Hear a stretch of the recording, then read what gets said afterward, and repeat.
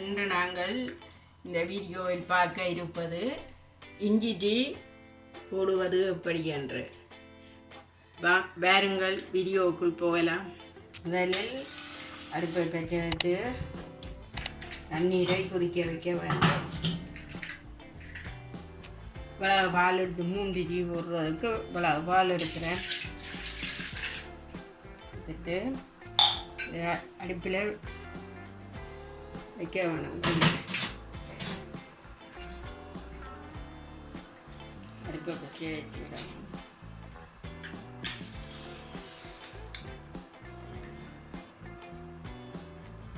அடுப்பில் பால் தண்ணியும் பாலும் அடுப்பில் சூடு இருக்கு. 2 ஸ்பூன் தேயிலை போடுவோம். விட்டு நான் இப்போ போட இருப்பது இஞ்சி டீ என்பதால் இஞ்சியின் தோலை நீக்கி போட்டு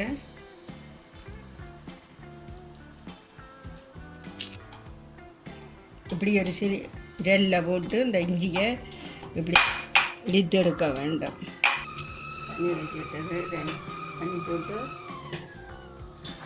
தண்ணியை தேயிலை போட்டு வைத்த தேயிலைக்குள்ளேயே விட வேணும். பிறகு வடித்தெடுக்கலாம். 3 டீ போடுவதற்கு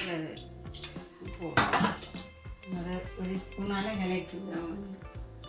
இப்படி கிளக்கி விட வேண்டும். தேயிலை சுடுதண்ணியை தேயிலைக்க போட்டுவிட்டு இப்படி கிளக்கி விட்டு இது இஞ்சிக்கும் கொஞ்சம் சுடுதண்ணி விட்டு ஊற விட வேண்டும். இஞ்சி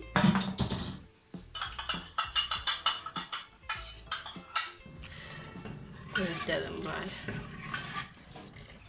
கொதித்து கொஞ்ச நேரம் அடுப்பில் வச்சு காய விட்டுட்டு தான் இறக்க வேண்டும்.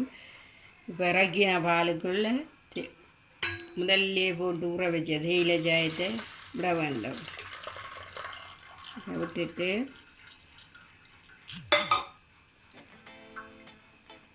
இந்த ஊற வைத்த இந்த இஞ்சியையும் இதுக்குள் விட வேண்டும். இஞ்சியையும் விட்டு கலக்க வேண்டும். இஞ்சியையும் விட்டு கலக்கிட்டு சீனி 3 கப் டீக்கு 2 டேபிள் ஸ்பூன் சீனி போடுறேன். ஓகே, சீனி கூடுதலாக வேணுமென்றால் நீங்கள் கூட போட்டுக்கொள்ளலாம். நான் 2 டேபிள் ஸ்பூன் 3 கப் டீக்கு போடுறேன். போட்டு நன்றாக சீனியை கரைக்க வேண்டும்.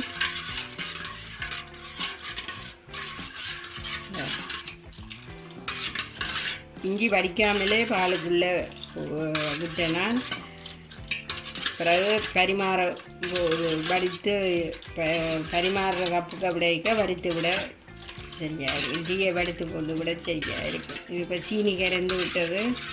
சீனி சுகர் சேர்த்து குடிக்காதவே சுகர் போடாமல் குடிக்கலாம். கூட சுகர் இது வேண்டால் கூட இன்னும் ஒரு டேபிள் ஸ்பூன் போடலாம். நான் இதுக்கு 2 டேபிள் ஸ்பூன் தான் போட்டேன். நான் போதுமான அளவு.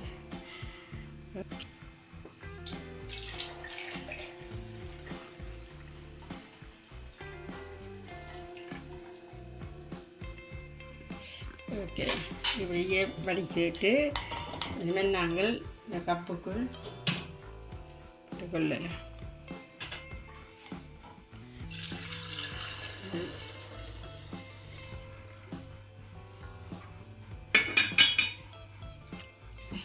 கொள்ளலாம்.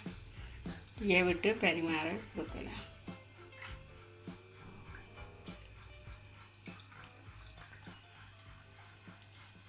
இதோ இஞ்சி டீ தயாராகிவிட்டது. இந்த முறையில் தயாரித்த இஞ்சி டீயை நீங்களும் தயாரித்து குடித்து பாருங்கள். மிகவும் சுவையாக இருக்கும். இந்த முறையில் தயாரித்த இந்த டீ உங்களுக்கு பிடித்திருந்தால் இந்த வீடியோவை லைக் பண்ணுங்கள், ஷேர் பண்ணுங்கள், எனது சேனலை சப்ஸ்கிரைப் பண்ணுங்கள். நன்றி, வணக்கம்.